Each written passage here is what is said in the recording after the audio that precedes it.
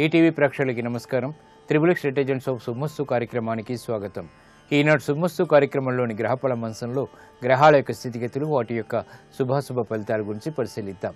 అలాగే రోజు 12 రాశుల వారికి ఏ సంఖ్యలు కలిసి వస్తాయి, రంగుల యొక్క ప్రాధాన్యత, ఏ దేవతల్ని పూజించాలి, ఎటువంటి దేవతాస్తుతులు పఠించాలి, ముఖ్యంగా 12 రాశుల వారు చేపట్టవలసినటువంటి కార్యక్రమాలు ఏమిటో కూడా పరిశీలిద్దాం. ముందుగా నేటి పంచాంగ వివరాలు. శ్రీ జైనామ సంవత్సరం ఆశ్వీజ మాసం, దక్షిణాయనం, శరదృతువు. ఈరోజు ఆశ్వీజ శుద్ధ పూర్ణిమ సామాన్య కార్యక్రమాలకి పనికి చేస్తుంది. అలాగే వారం సోమవారం లేదా బుధవారం. ఈ రోజు చేపట్టేటువంటి పెసలు దానం, విష్ణు సహస్రనామ పారాయణ బుధుడి ద్వారా ఏర్పడేటువంటి ప్రతికూల పరిస్థితుల్ని దూరం చేస్తుంది. ఈ రోజు నక్షత్రం ఉత్తరాభాద్ర. ఈ నక్షత్రంలో ఏ పాదంలో పుట్టినప్పటికీ కూడా దోషం లేదు, శుభప్రదమైనది. ఈ ఉత్తరాభాద్ర నక్షత్రంలో పుట్టేటువంటి వారికి శని యొక్క మహాదశతోటి ప్రారంభమవుతుంది. ఈ శని యొక్క స్థితి ఉచ్చస్థితి, తులాక్షేత్ర స్థితి, బుధుడు యొక్క యుతి ఉంది కాబట్టి ఇది ఆధిపత్యత శుభుడైనప్పుడు అనుకూల లగ్నాల్లో మంచి రాజయోగాన్ని కలిగిస్తుంది. కొన్ని లగ్నాల్లో మహాపురుష యోగాన్ని కూడా కలిగిస్తుంది. ఇది అభివృద్ధికి స్థిరంగా దోహదపడుతుంది. ఈ తర్వాత వచ్చేటువంటి నక్షత్రం రేవతి నక్షత్రం. ఈ రేవతి నక్షత్రంలో 4వ పాదంలో పుట్టినట్టయితే దోషం కాబట్టి శాంతి తప్పనిసరి. ఈ రేవతి నక్షత్రంలో పుట్టేటువంటి వారికి బుధ మహాదశతోటి ప్రారంభమవుతుంది. ఇక ఈరోజు 12 రాశుల వారికి ఏర్పడేటువంటి శుభాశుభ ఫలితాలను పరిశీలిద్దాం. ముందుగా మేషరాశి. ఈరోజు మేషరాశి వారిని పరిశీలించినట్టయితే సంబంధ బాంధవ్యాల విషయంలో ఏర్పడినటువంటి పొరపాట్లను సవరించుకోగలుగుతారు. వాణిజ్య వ్యవహారాల్లో మామూలు పరిస్థితులు తిరిగి నెలకొంటాయి. వ్యాపార సంబంధిత కార్యక్రమాన్ని సజావుగా పూర్తి చేయగలుగుతారు. ఆత్మవిశ్వాసాన్ని పెంపొందింపచేసుకునేటువంటి కార్యక్రమ నిర్వహణకై తాపత్రయ హేతువు కొనసాగుతుంది. వృత్తి, వ్యాపార, ఉద్యోగ సంబంధిత కార్యక్రమాల్లో ప్రశాంత వాతావరణానికి చేసేటువంటి పరిస్థితులు కలిసి వస్తాయి. ఈరోజు మీ అదృష్ట సంఖ్య 6. తెలుపు వర్ణం ప్రశాంతతను పెంచుతుంది, ప్రతికూల పరిస్థితుల్ని దూరం చేస్తుంది. అనుకూల దైవం మహాగణపతి. ఈరోజు ఈ రాశి వారు మహాగణపతిని దర్శించి నమస్కరించి పూజించడం శ్రేయస్కరం. గణపతి యొక్క ఉపనిషత్తు పఠనం, ఆధ్యాత్మిక పూజలు ఈరోజు విఘ్నాల్ని దూరం చేసి విజయాలకి దోహదపడతాయి. విద్యా ప్రయత్నాలు మాత్రం ఈరోజు మీకు లాభిస్తాయి. ఈరోజు వృషభ రాశి వారిని పరిశీలించినట్టయితే ఆర్థిక వ్యవహారాల్లో జాగ్రత్తలు పాటించాలి. శారీరక శ్రమ అధికంగా ఉంటుంది, ఆరోగ్య ఖర్చులు పెరుగుతాయి. వృత్తి, వ్యాపార, ఉద్యోగ సంబంధిత కార్యక్రమాల్లో పొరపాట్లు వెలుగులోకి వస్తాయి కాబట్టి జాగ్రత్తలు వహించాలి. నూతన కార్యక్రమాలను వేగవంతంగా ప్రారంభించలేకపోతారు. ఆర్థిక అనిశ్చితి కొనసాగుతుంది. అయోమయ పరిస్థితులు వ్యాపారీత్యా కూడా కొనసాగుతాయి. కుటుంబ బాధ్యతలు బాగా పెరుగుతాయి. ఈ రోజు మీ అదృష్ట సంఖ్య 3. పసుపు వర్ణం త్వరితగతిని శుభాల్ని కలిగిస్తుంది. అనుకూల దైవం శ్రీ మహాలక్ష్మి. ఈ రోజు ఈ రాశివారు శ్రీ మహాలక్ష్మి అమ్మవారిని దర్శించి నమస్కరించి పూజించడం ద్వారా ఆర్థిక వ్యవహారాల్లో ఏర్పడినటువంటి ఇబ్బందులు దూరమవుతాయి. విదేశీ లావాదేవీలు, సంభాషణలు ఈరోజు మీకు ఉపకరిస్తాయి. ఈరోజు మిథున రాశి వారిని పరిశీలించినట్టయితే వ్యాపార విజయాలు సాధించగలుగుతారు. భాగస్వాములతో మైత్రి కొనసాగుతుంది. సహాయ సహకారాలు ఆర్థికంగా లభిస్తాయి. చేపట్టేటువంటి కార్యక్రమాల్లో ప్రోత్సాహం ఉంటుంది. నూతన కార్యక్రమాన్ని గృహరీత్యా చేపట్టగలుగుతారు. వ్యాపార దక్షత పెరుగుతుంది. నూతన స్నేహాల ద్వారా లబ్ధి ఏర్పడుతుంది. కార్యక్రమ నిర్వహణలో ప్రతిభ కొనసాగించగలుగుతారు. ఈ రోజు మీ అదృష్ట సంఖ్య 5. ఆకుపచ్చ వర్ణం రక్షణకి దోహదపడుతుంది. ప్రతికూల పరిస్థితుల్ని దూరం చేస్తుంది. అనుకూల దైవం శ్రీ వెంకటేశ్వర స్వామి. ఈ రోజు ఈ రాశివారు శ్రీ వెంకటేశ్వర స్వామిని దర్శించి నమస్కరించి పూజించడం ద్వారా ఉత్తమ విజయాలు సాధించగలుగుతారు. ఆర్థిక అభివృద్ధికి దోహదపడేటువంటి సంఘటనలు ఆనందాన్ని కలిగిస్తాయి. ఆర్థిక వ్యవహారాలు, లావాదేవీలు, ప్రయత్నాలు ఈరోజు మీకు లాభిస్తాయి. ఈరోజు కర్కాటక రాశి వారిని పరిశీలించినట్టయితే ప్రతికూల పరిస్థితుల్ని అనుకూలంగా మరల్చుకోగలుగుతారు. ఆదాయాన్ని పెంపొందింపచేసుకునేటువంటి మార్గాలకై అన్వేషించగలుగుతారు. కుటుంబ వ్యవహారాలు అనుకూలిస్తాయి. చేపట్టేటువంటి కార్యక్రమాలపై శ్రద్ధ పెరుగుతుంది. నూతన బాధ్యతలు వ్యాపారీత్యా కొనసాగుతాయి. వృత్తి, ఉద్యోగ సంబంధిత కార్యక్రమాల్లో కూడా అనుకూల పరిస్థితులు ఆనందాన్ని కలిగిస్తాయి. స్త్రీలు శుభవార్తలు వింటారు. శుభ పరిణామాలు గృహరీత్యా కూడా కొనసాగుతాయి. ఆరోగ్యం పర్వాలేదు. ఈ రోజు మీ అదృష్ట సంఖ్య 2. తెలుపు వర్ణం ప్రశాంతతను పెంచుతుంది. ప్రతికూల పరిస్థితుల్ని దూరం చేస్తుంది. అనుకూల దైవం మహాగణపతి. ఈ రోజు ఈ రాశి వారు మహాగణపతిని దర్శించి నమస్కరించి పూజించడం ద్వారా ఉత్తమ విజయాలు సాధించగలుగుతారు. వ్యాపార నిర్ణయాలు ఈరోజు మీకు లాభిస్తాయి. ఈరోజు సింహరాశి వారిని పరిశీలించినట్టయితే వ్యయం ఎక్కువగా ఉన్నప్పటికీ ఆదాయాన్ని కూడా సమాంతరంగా పెంపొందింపచేసుకోగలుగుతారు. మానసిక ధైర్యం పెరుగుతుంది. వ్యాపార విస్తరణల విషయంలో ఏర్పడినటువంటి పొరపాట్లను సవరించుకోగలుగుతారు.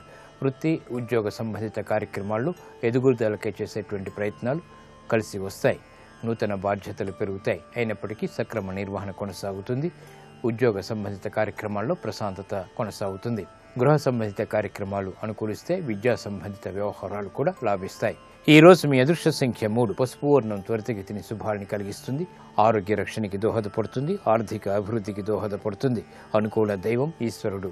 ఈ రోజు ఈ రాశి వారు శివాలయాన్ని దర్శించి ఈశ్వరుడికి అభిషేకాది కార్యక్రమాలు నిర్వహించడం ద్వారా అభివృద్ధికే చేపట్టేటువంటి కార్యక్రమాల్లో విజయాలు సాధించగలుగుతారు. ఆర్థిక ప్రయత్నాలు ఈ రోజు మీకు లాభిస్తాయి.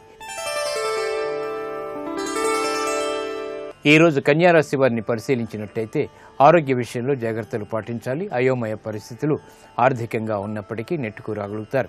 వ్యాపార ప్రతిభకై చేపట్టేటువంటి కార్యక్రమాలు సత్ఫలితాన్ని కలిగిస్తాయి. నూతన కార్యక్రమాల్లో ఏర్పడినటువంటి సమస్యలకు పరిష్కారాలు పొందగలుగుతారు. లాభదాయకమైనటువంటి కార్యక్రమ నిర్వహణ వ్యాపారరీత్యా కొనసాగించేటువంటి పరిస్థితులు ఆనందాన్ని కలిగిస్తాయి. వృత్తిలో అభివృద్ధి గోచరిస్తుంది. ఉద్యోగ సంబంధిత ప్రయత్నాల్లో అనుకూలత ఏర్పడుతుంది. స్వతంత్ర నిర్ణయాలు తీసుకోగలుగుతారు. బాధ్యతలు సక్రమంగా నిర్వహించగలుగుతారు. పిల్లల ద్వారా ఆనందం లభిస్తుంది. శుభవార్తలు వింటారు. ఈ రోజు మీ అదృష్ట సంఖ్య 5. ఆకుపచ్చ వర్ణం రక్షణకి దోహదపడుతుంది. ఆహ్లాద పరిస్థితుల్ని కలిగిస్తుంది. అనుకూల దైవం శ్రీ మహాలక్ష్మి. ఈ రోజు ఈ రాశి వారు మహాలక్ష్మి అమ్మవారిని దర్శించి నమస్కరించి పూజించడం శ్రేయస్కరం. శ్రీ సూక్త విధానంతో చేపట్టేటువంటి మహాలక్ష్మికి చేసేటువంటి ఆధ్యాత్మిక పూజలు మనోబలాన్ని పెంచుతుంది. ఆర్థిక లావాదేవీలు, సంభాషణలు, ప్రక్రియలు ఈ రోజు మీకు లాభిస్తాయి. ఈ రోజు తులారాశి వారిని పరిశీలించినట్టయితే సంబంధ బాంధవ్యాలు మెరుగవుతాయి. స్థిరాస్తి విషయాల్లో అనుకూలత సాధించుకోగలుగుతారు. సంభాషణల విషయంలో జాగ్రత్తలు పాటించాలి. సోదరులతో విభేదాలు తలెత్తేటువంటి సంఘటనలు లేకపోలేదు. అయినప్పటికీ తిరిగి సర్దుమణుగుతాయి. కార్యక్రమాల నిర్వహణలో ఏర్పడినటువంటి సమస్యలకు పరిష్కారాలు ఆలస్యంగా పొందగలుగుతారు. ఉద్యోగ వ్యవహారాల్లో జాగ్రత్తలు పాటించాలి. దూకుడు నిర్ణయాల ద్వారా సమస్యలు ఎదురవుతాయి. కుటుంబ బాధ్యతలు పెరుగుతాయి. సఖ్యత కూడా పెరుగుతుంది. ఈ రోజు మీ అదృష్ట సంఖ్య 6. తెలుపు వర్ణం ప్రశాంతతను పెంచుతుంది. ప్రతికూల పరిస్థితుల్ని దూరం చేస్తుంది. అనుకూల దైవం లక్ష్మీ నరసింహస్వామి. ఈ రోజు ఈ రాశి వారు లక్ష్మీ నరసింహస్వామిని దర్శించి నమస్కరించి పూజించడం శ్రేయస్కరం. లక్ష్మీ నరసింహస్వామికి చేసేటువంటి ఆధ్యాత్మిక పూజలు, అభిషేకాది కార్యక్రమాలు మనోధైర్యాన్ని పెంచుతుంది. ఏలినాటి శని ద్వారా ఏర్పడేటువంటి విఘ్నాల్ని దూరం చేస్తుంది. జాప్యాలను తొలగిస్తుంది. ఆరోగ్య పరీక్షలు ఈ రోజు మీకు మేలుని కలిగిస్తాయి. ఈ రోజు వృశ్చిక రాశి వారిని పరిశీలించినట్టయితే సంబంధ బాంధవ్యాలు మెరుగవుతాయి. ఆరోగ్యంలో కూడా మంచి మార్పులు చోటు చేసుకుంటాయి. సాహసోపేతమైనటువంటి నిర్ణయాలకి ఉపక్రమించగలుగుతారు. ఆరోగ్య విషయంలో ఏర్పడినటువంటి ప్రతికూలత తగ్గుతుంది. బాధ్యతలు బాగా పెరుగుతాయి. వృత్తిలో అభివృద్ధికి చేపట్టేటువంటి కార్యక్రమాలు కలిసి వస్తాయి. ఆదాయాన్ని పెంపొందింప చేసుకోగలుగుతారు. సమస్యలు గృహరీత్యా ఉన్నప్పటికీ పరిష్కారాలు కూడా పొందగలుగుతారు. ఆరోగ్య విషయంలో ఏర్పడినటువంటి ప్రతికూల పరిస్థితుల్ని సమర్థవంతంగా ఎదుర్కోగలుగుతారు. వ్యాపార వాణిజ్య సంబంధిత కార్యక్రమాల్లో ఆదాయాన్ని పెంపొందింప చేసుకునేటువంటి మార్గాలు సులభతరమవుతాయి. ఈ రోజు మీ అదృష్ట సంఖ్య 5. ఆకుపచ్చ వర్ణం రక్షణకి దోహదపడుతుంది. అనుకూల దైవం శ్రీ మహావిష్ణువు. ఈ రోజు ఈ రాశి వారు శ్రీ మహావిష్ణువుని దర్శించి నమస్కరించి పూజించడం ద్వారా ఏలినాటి శని ద్వారా ఏర్పడేటువంటి ప్రతికూల పరిస్థితులు మటుమాయమవుతాయి. విదేశీ సంబంధిత లావాదేవీలు ఈ రోజు మీకు లాభిస్తాయి. ఈ రోజు ధనుస్సు రాశి వారిని పరిశీలించినట్టయితే ఉద్యోగ విషయాల్లో ఏర్పడినటువంటి విభేదాలు ప్రబలమవుతాయి. సమస్యలకు పరిష్కారాలు వేగవంతంగా పొందలేకపోతారు. కుటుంబ వ్యవహారాల్లో జాగ్రత్తతో కూడినటువంటి నిర్ణయాలు తప్పనిసరి. స్థిరాస్తి విషయాల్లో విభేదాలు తలెత్తుతాయి. నూతన కార్యక్రమాల విషయంలో కూడా విఘ్నాలు, జాప్యాలు కొనసాగుతాయి. ఆర్థికపరమైనటువంటి వ్యవహారాల్లో జాగ్రత్తతో కూడినటువంటి నిర్ణయాలు తప్పనిసరి. ఆరోగ్య విషయంలో ప్రతికూలత కొనసాగుతుంది. ఈ రోజు మీ అదృష్ట సంఖ్య 9. ఎరుపు వర్ణం ధైర్యాన్ని కలిగిస్తుంది. సాహస నిర్ణయాల ద్వారా విషయాలను దగ్గర చేస్తుంది. అనుకూల దైవం మహాకాళి. ఈ రోజు ఈ రాశి వారు మహాకాళి అమ్మవారిని దర్శించి నమస్కరించి పూజించడం శ్రేయస్కరం. మహాకాళి అమ్మవారికి చేసేటువంటి పూజాది కార్యక్రమాలు, కుంకుమాది అర్చనాది ఆధ్యాత్మిక పూజలు ఉత్తమ ప్రయోజనాన్ని కలిగిస్తాయి. రుణ ప్రయత్నాలు ఈ రోజు మీకు ఊరట కలిగిస్తాయి. ఈ రోజు మకర రాశి వారిని పరిశీలించినట్టయితే ఆదాయాన్ని పెంపొందింప చేసుకోగలుగుతారు. అనిశ్చితి వ్యాపారీత్యా ఏర్పడినప్పటికీ తిరిగి సద్దుమణుగుతుంది. కుటుంబ వ్యవహారాల్లో ఏర్పడినటువంటి సమస్యలకు పరిష్కారాలు పొందగలుగుతారు.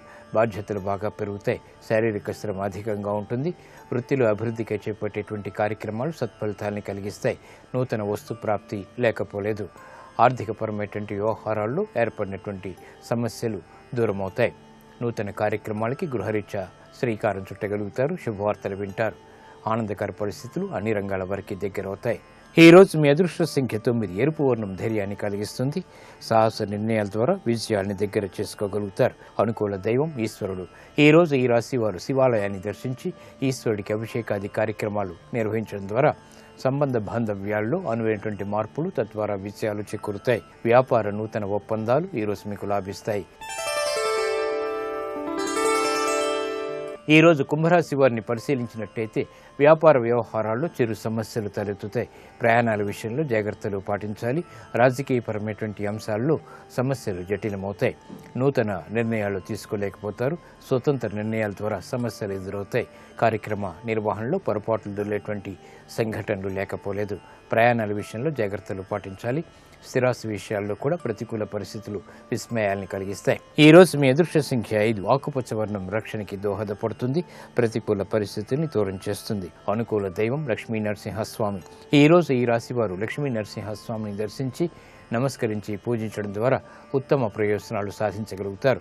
కోర్టు సంబంధిత వ్యవహారాలు, ప్రక్రియలు, సంభాషణలు ఈ రోజు మీకు ఊరట కలిగిస్తాయి.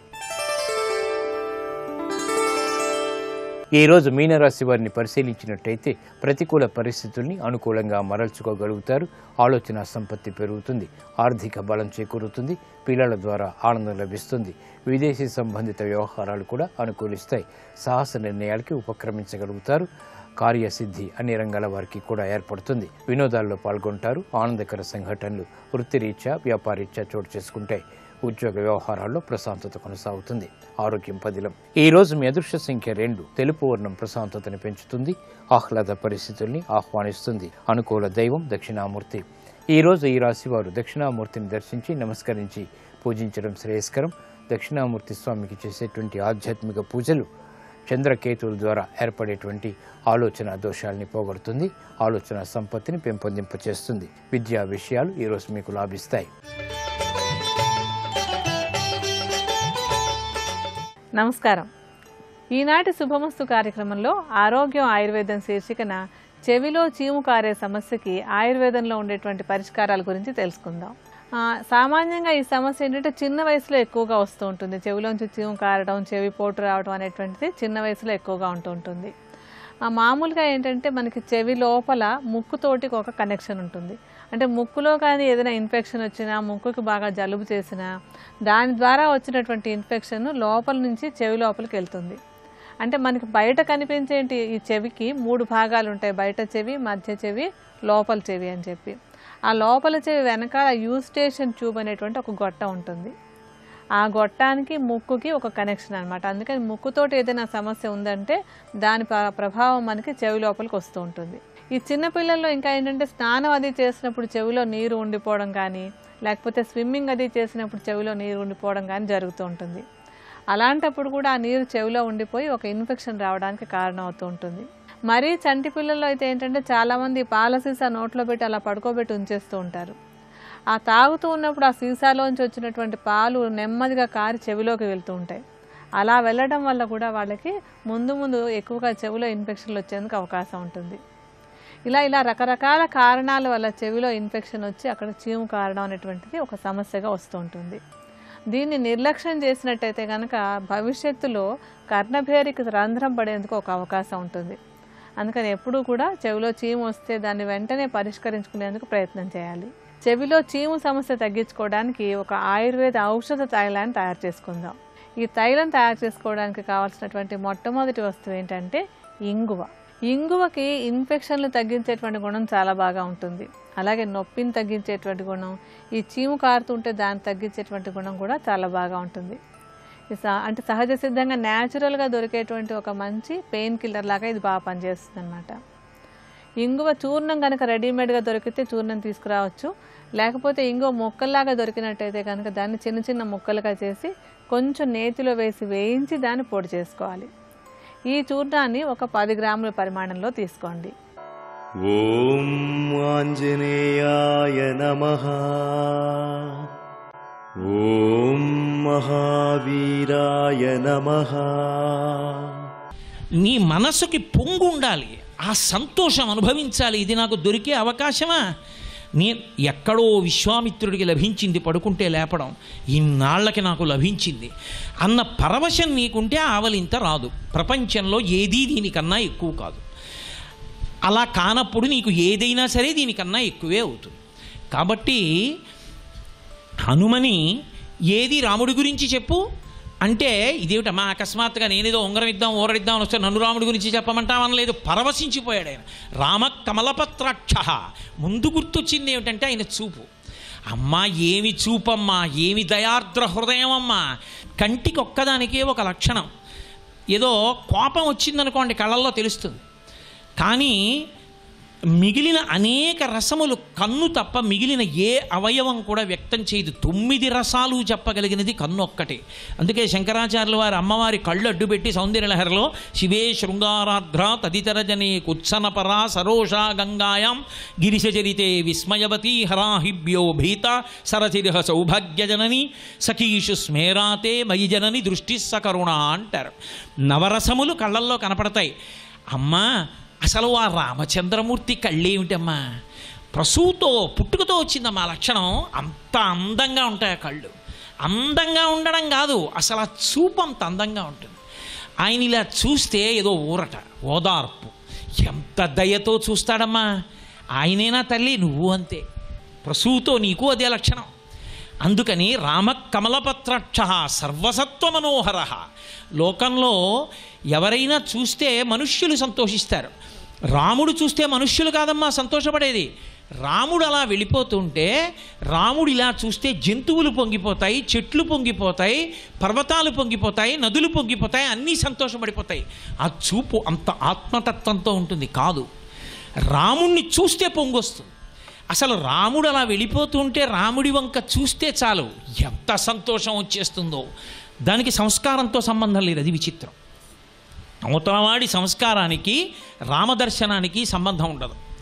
ఎందుకని అంటే, త్యాగరాజస్వామి ఒకప్పుడు దక్షిణ దేశంలో ఒక భక్తుడి ఇంటికి వెళ్ళారు.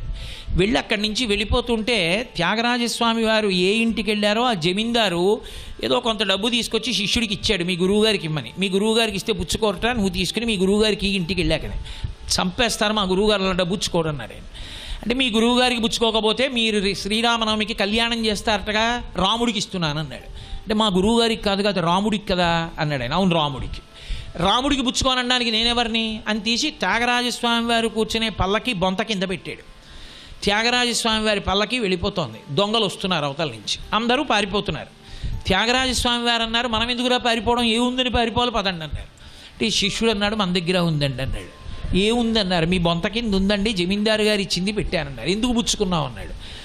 మీకు పుచ్చుకోలేదు, రాముడి కోసం పుచ్చుకున్నాను కళ్యాణానికి. అది రాముడిది కదా, నీకు నాకు ఎందుకు, ఆయన ఉంచుకుంటాడు, ఇచ్చుకుంటాడు పదన్నాడు.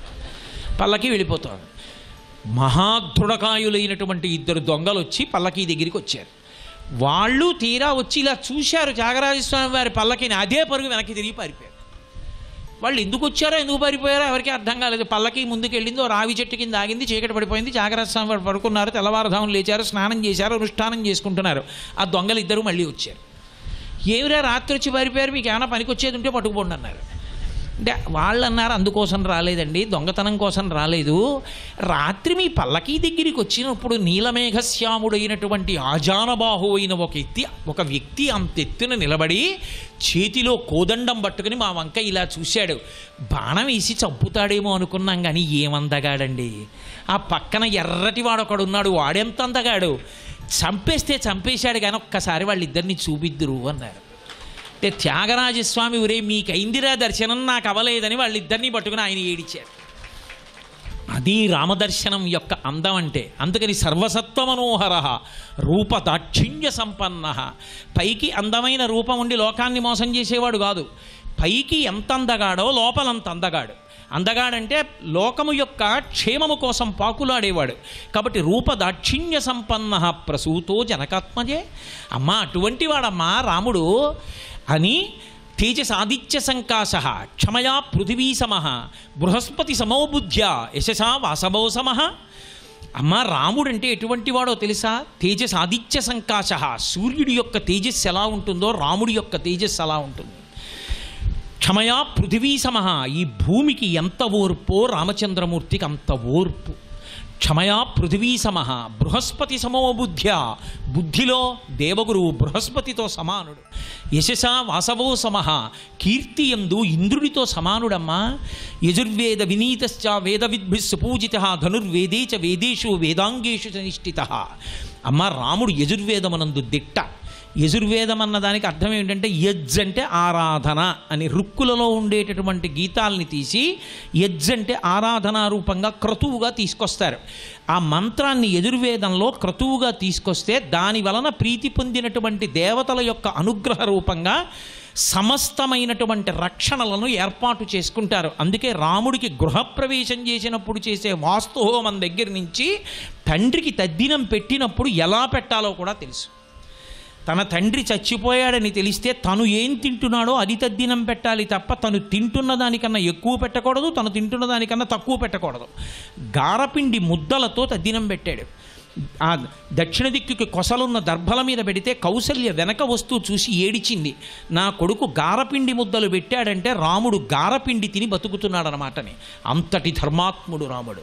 కాబట్టి యజుర్వేద వినీతశ్చ వేదవిద్భిః సుపూజితః, అన్ని వేదములలో పూజింపబడినవి, వేదముల చేత పూజింపబడవలసినటువంటి వాడు, సమస్తము తెలిసినవాడమ్మా ఆయన. వేదవిద్భిః పూజితః ధనుర్వేదే చ వేదేషు, 4 వేదములే కాదు ధనుర్వేదం బాగా తెలిసినటువంటి వాడు. అన్ని అస్త్రములు ఉపసంహారము వచ్చు, ప్రయోగము వచ్చు, అన్నీ తెలిసిన్నవాడు. కానీ అంత ఓర్పున్నవాడు. అందుకే ఎంత కష్టంలో ఉన్నా తొందరపడి లోకాన్ని చెనకేటటువంటి అస్త్రప్రయోగం చెయ్యడు. కాబట్టి అమ్మ ధనుర్వేదే చ వేదేషు వేదాంగేషు చ నిష్ఠితః రామో భామిని లోకస్య చాతుర్వర్ణస్య రక్షిత మర్యాదానాంచ లోకస్య కర్త కారయితా చ సహ. అబ్బబ్బబ్బా ఏమి వేసేశారో మహర్షుల శ్లోకాలు హనుమ నోటి వెంట. రామో భామిని లోకస్య చాతుర్వర్ణస్య రక్షిత, 4 వర్ణముల వారిని రక్షించేటటువంటి వాడు రామచంద్రమూర్తి. ఏ వర్ణము వారు ఏ ధర్మాన్ని పాటించాలో ఆ ధర్మాన్ని పాటించినప్పుడు ఎవరైనా చేరే లక్ష్యం ఒక్కటే తప్ప ఒకరు పాటిస్తున్న ధర్మాన్ని ఇంకోరు పాటించట్లేదు నీ తక్కువ కాదు. ఒకరు పాటించవలసిన ధర్మాన్ని విడిచిపెట్టి కింద వాళ్ళు పాటించవలసిన ధర్మాన్ని పట్టుకోవడం ఒప్పు కాదు. ఎవరు పాటించవలసిన ధర్మాన్ని వారు పాటిస్తే ఎవరైనా చేరేది ఆ చోటుకి. అమ్మా అలా 4 వర్ణముల వారు పాటించవలసినటువంటి ధర్మములు పాటించేటట్టుగా చేయడంలో కృతకృత్యుడమ్మా రాముడు.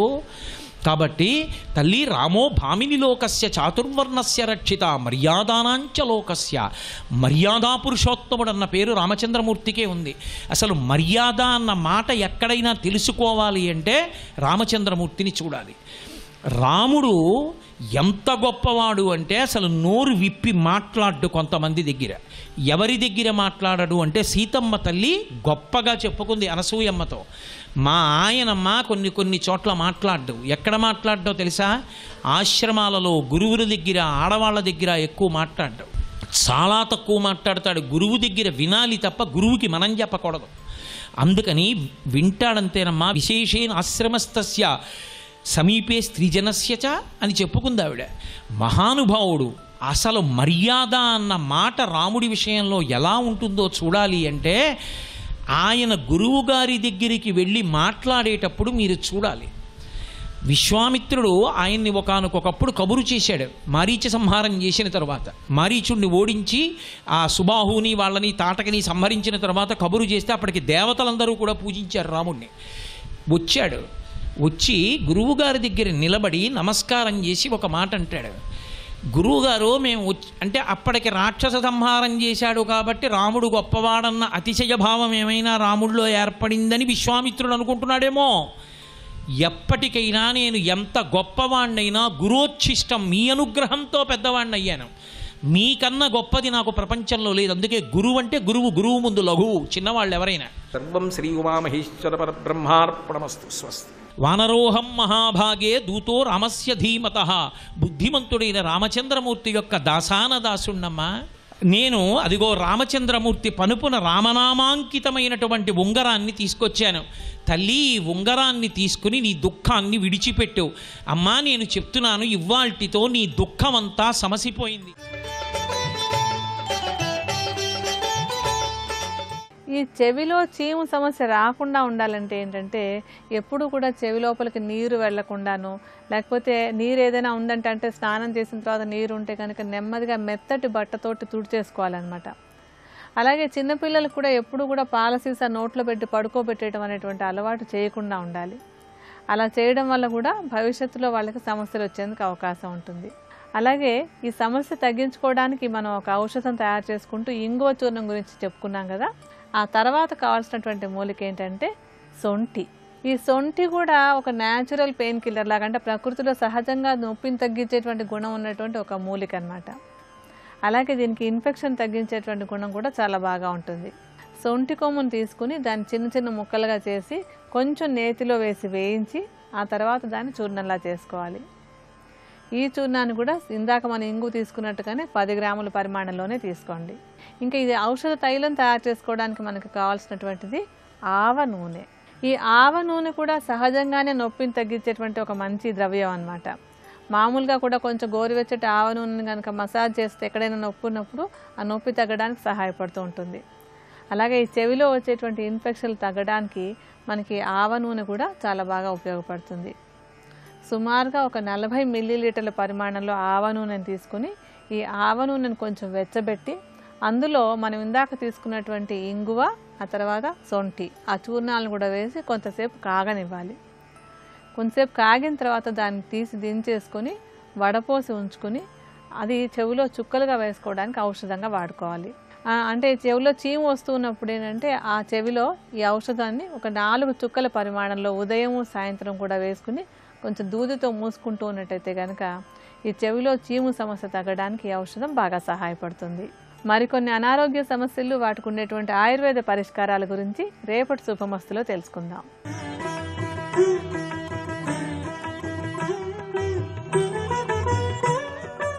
త్రిబుల్-ఎక్స్ డిటర్జెంట్ సోప్ శుభమస్తు కార్యక్రమంలో శుభయోగం శీర్షికకి స్వాగతం.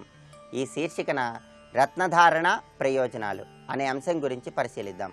జ్యోతిష శాస్త్రరీత్యా నవగ్రహాలు దోషయుక్తమై ఉన్నటువంటి తరుణంలో నవగ్రహాలకు సంబంధించిన నవరత్న ధారణ మానవుడి మనుగడకు ఎంతగానో సహకరిస్తుందని రత్నశాస్త్రంలో వర్ణించడం జరిగింది. నవరత్న ధారణ చేయలేని వాళ్ళు ఎవరైనా సరే నవరత్నాలకు సంబంధించిన ఉపరత్నాలను ధారణ చేయటం ద్వారా నవరత్న ధారణ వల్ల కలిగే అన్ని రకాల ప్రయోజనాలను పొందవచ్చని రత్నశాస్త్రంలో వర్ణించడం జరిగింది.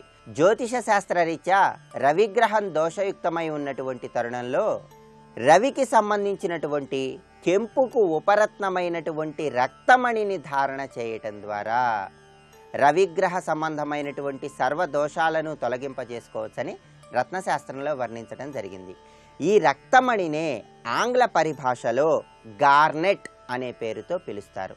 ఈ రక్తమణులు అగ్నిపర్వతపు శిలలలోనూ జలప్రవాహంతో కొట్టుకు వచ్చేటటువంటి గులకరాళ్లలోనూ ఎక్కువగా లభిస్తాయని రత్నశాస్త్రంలో వర్ణించడం జరిగింది.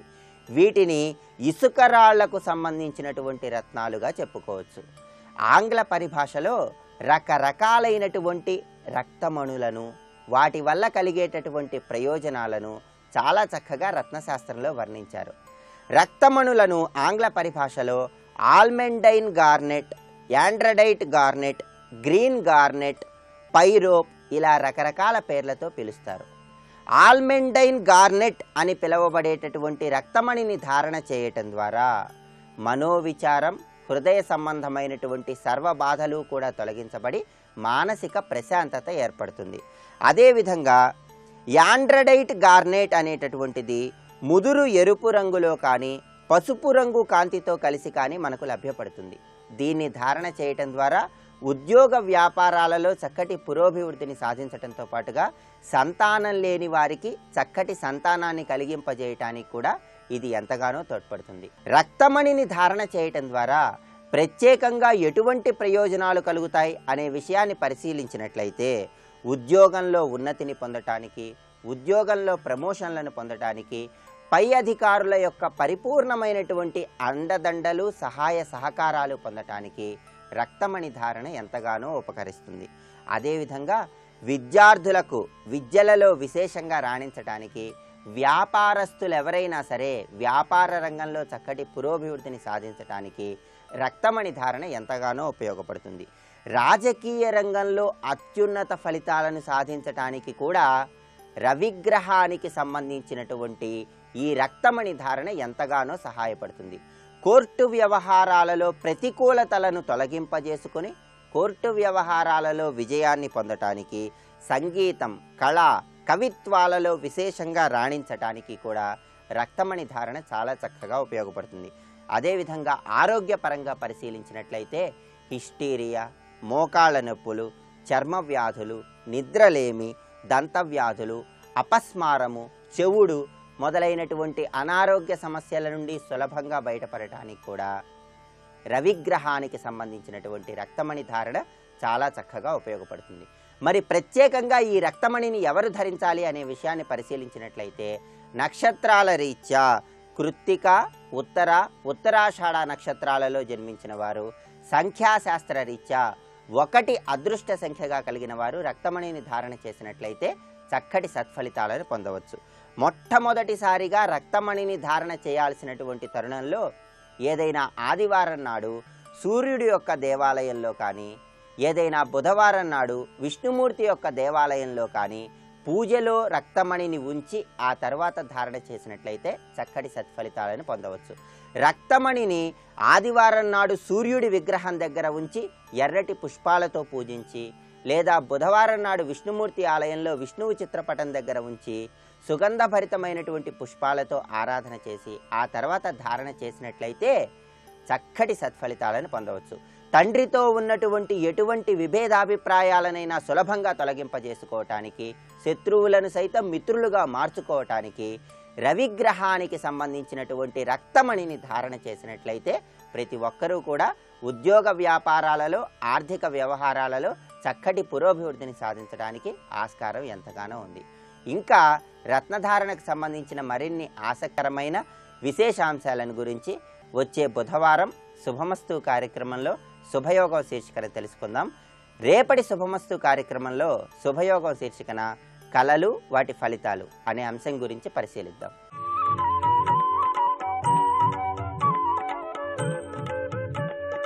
ఈటీవీ ప్రేక్షకులకు నమస్కారం.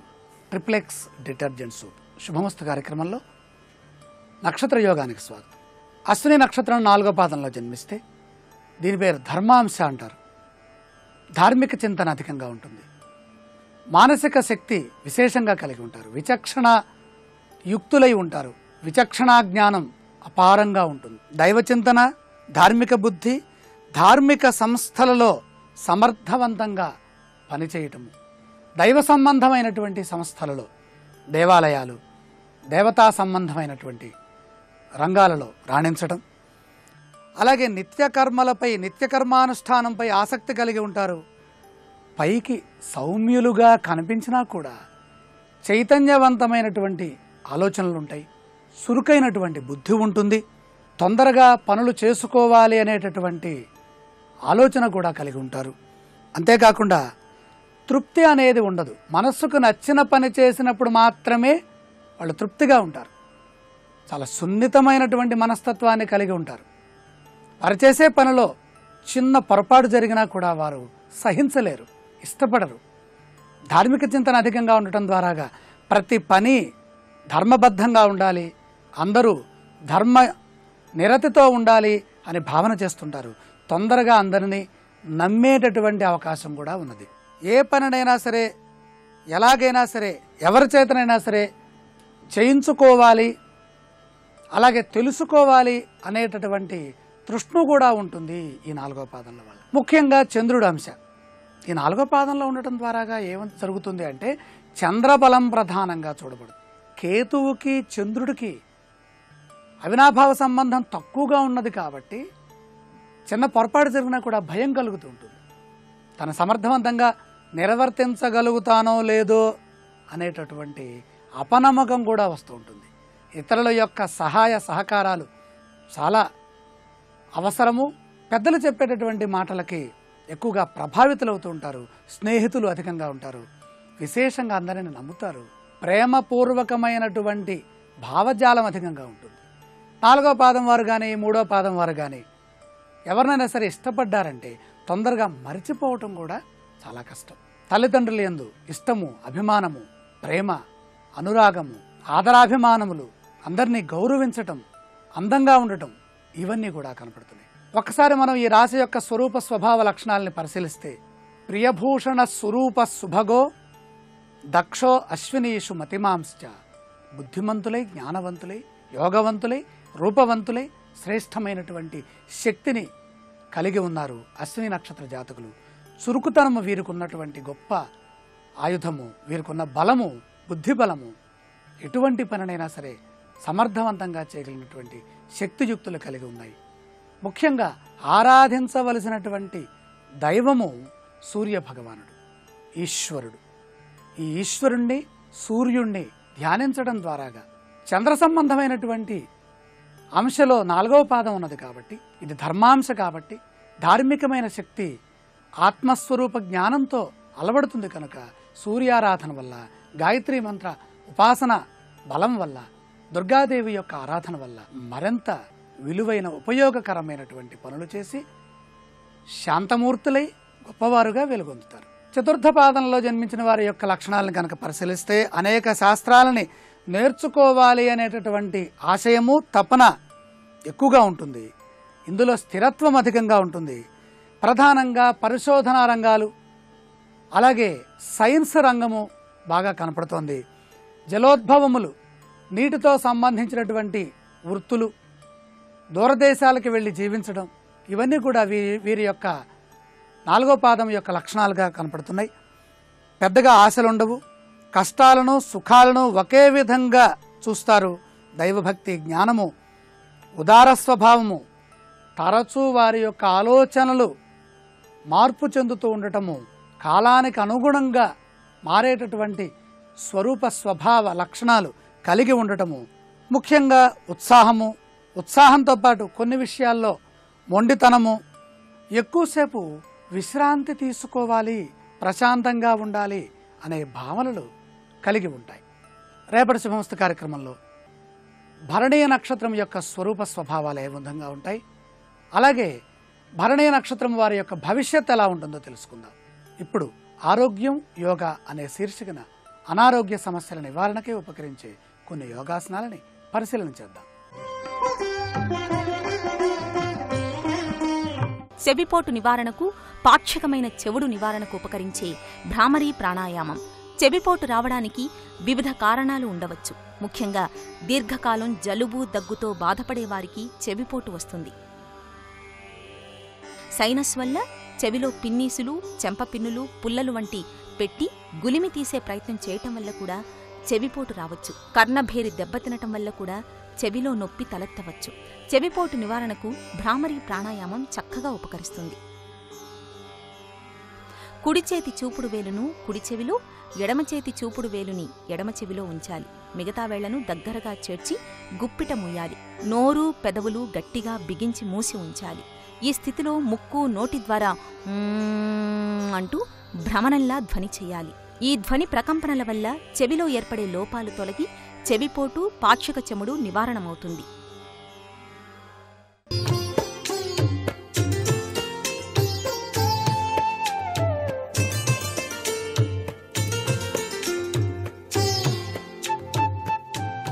XXX డిటర్జెంట్ సోప్ శుభమస్తు కార్యక్రమంలో గృహబలం అంశానికి స్వాగతం. దిక్కుల యొక్క ఎత్తుపలాల విషయం గురించి మనం చక్కగా గృహబల విషయరీత్యా తెలుసుకుంటూ ఉన్నటువంటి ఈ శుభ సందర్భంలో నైరుతి దిక్కు అన్ని దిక్కుల కన్నా కూడా ఎత్తుగా ఉంటే చాలా చక్కటి శుభ ఫలితాన్ని పొందటానికి ఆస్కారం ఉంటుంది అనేటువంటి విషయం గుర్తుపెట్టుకోవాలి. ఈ దిక్కులో వ్యతిరేక దిక్కు అయినటువంటి ఈశాన్యం కన్నా ఎత్తుగా ఉండాలి. అసలు మొత్తం స్థలంలో అన్ని దిక్కుల కన్నా కూడాను నైరుతి దిక్కు ఎత్తుగా ఉండటం సర్వ శ్రేయోదాయకం. అలా ఎత్తులో ఉంటే కీర్తి ప్రతిష్టలు, ఆర్థిక అభివృద్ధి కలిగి తీరుతాయి. మిగిలిన అన్ని దిక్కుల కన్నా పల్లంగా కనుక ఉన్నట్లయితే ఆ ఇంటిలో నివసించే వారికి అనేక దుర అలవాట్లు రావడానికి ఆస్కారం ఉంది. అనేక వ్యాధులు కూడాను సంక్రమిస్తాయి అనేటువంటి విషయాన్ని గుర్తుపెట్టుకోండి. ఇక పడమర దిక్కు, ఈ దిక్కు వ్యతిరేక దిక్కు అయినటువంటి తూర్పు కన్నా కూడా ఎత్తుగా ఉండాలి. అలా ఎత్తులో ఉంటే సంతాన అభివృద్ధి, సమాజంలో గౌరవ మర్యాదలు, కీర్తి ప్రతిష్టలు పెరుగుతాయి. అలాగే తూర్పు కన్నా పల్లంగా ఉన్నట్లయితే ధన నష్టం, సంతాన నష్టం, అనారోగ్యం కలుగుతాయి అనే విషయాన్ని గుర్తుపెట్టుకోవాలి. ఇక వాయువ్య దిశ, దీనికి వ్యతిరేక దిక్కు అయినటువంటి ఆగ్నేయం కన్నా కూడా పల్లంగా ఉండాలి. నైరుతి ఆగ్నేయం కన్నా కూడా పల్లమైతే శుభ ఫలితాల్ని పొందడానికి ఆస్కారం అధికంగా ఉంటుంది. ఈశాన్యం కన్నా పల్లమైతే పోట్లాటలు, అనారోగ్యం, అలాగే నైరుతి ఆగ్నేయం కన్నా ఎత్తుగా ఉంటే అశుభ అపజయాలు కలగడానికి ఆస్కారం అధికంగా ఉంటుంది. ఇక ఉత్తర దిశ, ఈ దిక్కుకు వ్యతిరేక దిక్కు అయినటువంటి దక్షిణం కన్నా పల్లంగా ఉండాలి. ఎప్పుడూ కూడా దక్షిణం ఎత్తుగా ఉండాలి, ఉత్తరం డౌన్లో ఉండాలి అని కదా శాస్త్రం. ఇలా గనక ఉంటే అన్ని విధాల శుభ ఫలితాలే పొందడానికి ఆస్కారం అధికంగా ఉంటుంది. దక్షిణం కన్నా ఎత్తుగా కనుక ఉంటే అన్ని అరిష్టాలే చేకూరుతాయి సుమా అనే విషయాన్ని కూడా గుర్తుపెట్టుకోవాలి. దక్షిణం కన్నా ఉత్తరం ఎక్కువ ఉందండి అంటే ఇంకా ఆ ఇల్లు చూసే పనే ఉంది, అన్నీ కష్టాలే. ఇక ఈశాన్యం, ఈ దిక్కుకు వ్యతిరేక దిక్కు అయినటువంటి నైరుతి కన్నా పల్లంగా ఉండాలి. గృహంలోని అన్ని దిక్కుల కన్నా కూడా పల్లంగా ఉండాలి ఈశాన్యం. అలా కనుక ఉన్నట్లయితే అన్నింటా కూడా విజయం చేకూరుతుంది, సిరి సంపదలు వృద్ధి చెందుతాయి. మన శరీరంలో నోరు తీసుకెళ్ళి పొట్టకి, పొట్ట తీసుకెళ్ళి నోటి దగ్గర ఉంటే ఆహారం ఎలా తింటాను చెప్పండి? అలాంటిదే ఇది కూడా. ఈశాన్యం ఎప్పుడూ కూడాను ఉండవలసిన స్థానాల్లో ఉండాలి, అన్నిటికన్నా కూడాను పల్లంగా ఉండాలి. అలా కనుక ఉంటేనే కదా ఆహారం తీసుకున్నప్పుడు మన శరీరంలో ఏ విధంగా అయితే బొచ్చలోకి వెళ్తుందో ఇంట్లో కూడా నీళ్లు పారుదల అనేటువంటిది ఎక్కడ పోసినప్పటికీ కూడాను ఈశాన్యం వైపే పారాలి. అలా ఈశాన్యం మూలగా వచ్చేసేసి బయటికి వచ్చేయాలి. అలా కనుక నిర్మాణం చేసుకున్నట్లయితే సర్వే సర్వత్రా కూడాను శుభదాయకవంతమైనటువంటి ప్రభావంతో ఆ గృహం విరాజిల్లుతుంది అని చెప్పడంలో ఏమాత్రం సందేహం లేదు. అయితే ఈశాన్యంలో మాత్రం ఎటువంటి బరువులు ఉంచకూడదు. ఆ ఈశాన్యంలో చీపురి పుల్లను కూడా ఉంచకూడదు. అక్కడ కావాలంటే బొట్టు బొట్టు నీటి చుక్కపడే విధంగా కూడాను ఏర్పాటు చేయటం చాలా మంచిది. అంటే అది చాలా విశేషవంతమైనటువంటి స్థానం ఈశాన్యం అనేటువంటిది. ఈశాన్యంలో పాచి పట్టినట్టుగా అసలు ఉండకూడదండి. ఇళ్ళంతా ఊడుస్తారు, ఈశాన్యం దగ్గరికి వచ్చేప్పుడు మర్చిపోతుంటారు చాలామంది. ఆ బయట ప్రాంగణంలో అక్కడే పాచంతా పేరుకొని ఉంటుంది. ఈయన ఎంత సంపాదిస్తే మాత్రం డబ్బులు మిగులుతాయా? ఏమిటోనండి చాలా కష్టపడుతున్నాను, ఎంత ప్రయత్నం చేసినా డబ్బులు మిగలటలేదు అంటే మీ ఈశాన్యం ఒకసారి చూసుకొని ఆయన అని చెప్పాల్సి వస్తుంది. ఇది అసలు సిసలైన రహస్యం. కాబట్టి ఈశాన్య మూల సాక్షాత్తు పరమేశ్వర స్థానంగా చెప్పడం జరిగింది. ఆ స్థానాన్ని చాలా చాలా చక్కగా కాపాడుకోవాలి ప్రతి ఒక్కరూ కూడాను. ఆ పంపు తీసేటప్పుడు కూడాను, మీరు బావి కట్టేటప్పుడు కూడాను ఈశాన్యంలో కాస్త ఖాళీ స్థలం ఉంచే పంపు వేసుకోవడం చాలా మంచిది. ఈ చాలామంది ఈశాన్యంలో పంపు ఉండాలన్నారు కదండి అని చెప్పేసి ఆ తూర్పు ఈశాన్యం గోడకేను ఉత్తర ఈశాన్యం గోడ కానిచ్చి కడుతుంటారు. అది చాలా తప్పు. కాస్త ఖాళీ ఉంచండి, ఆ ఈశాన్యం పల్లంగా ఉండేట్టు చూడండి, నీళ్ళన్నీ కూడా చక్కగా వెళ్ళేటట్టుగా అమర్చుకోండి. ఇలా చిన్ని చిన్న విషయాల్లో కూడా వాస్తుశాస్త్రాన్ని అధ్యయనం చేయడం చాలా మంచిది. మరికొన్ని ముఖ్య విషయాలు రేపటి శుభమస్తు కార్యక్రమంలో తెలుసుకుందాం. ఇప్పుడు ఆరోగ్యం యోగా అనే శీర్షికన అనారోగ్య సమస్యల నివారణకు ఉపకరించే యోగాసనాలు ఏమిటో చూద్దాం. చెవిపోటు తగ్గడానికి పాక్షికమైన చెముడు నివారణకు ఉపకరించే ద్విపాద విస్తృత సర్వాంగాసనం ఆచరణ విధానం. వర్షాకాలంలో, శీతాకాలంలో చెవిపోటు ఎక్కువగా వచ్చే అవకాశం ఉంది. ముఖ్యంగా కఫదోషం ఉన్నవారికి చెవిపోటు త్వరితంగా వస్తుంది. ఉబ్బస వ్యాధిగ్రస్తులకు వానాకాలంలో, శీతాకాలంలో చెవిపోటు రావచ్చు. చెవిపోటు ఎవరికి వచ్చినా ద్విపాద విస్తృత సర్వాంగాసనం దీని నివారణకు ఉపకరిస్తుంది. నేలపై పడుకుని 2 కాళ్లను పైకి ఎత్తాలి. కుడికాలును కుడివైపునకు, ఎడమకాలు ఎడమవైపు ఉంచాలి. నడుమును 2 చేతులతో ఆసరాగా పట్టుకోవాలి. ఈ ఆసన సాధన వల్ల చెవి, ముక్కు, గొంతు సమస్యలన్నీ నివారణ చెందుతాయి. ముఖ్యంగా చెవిపోటు నివారణకు పరిష్కారం లభిస్తుంది.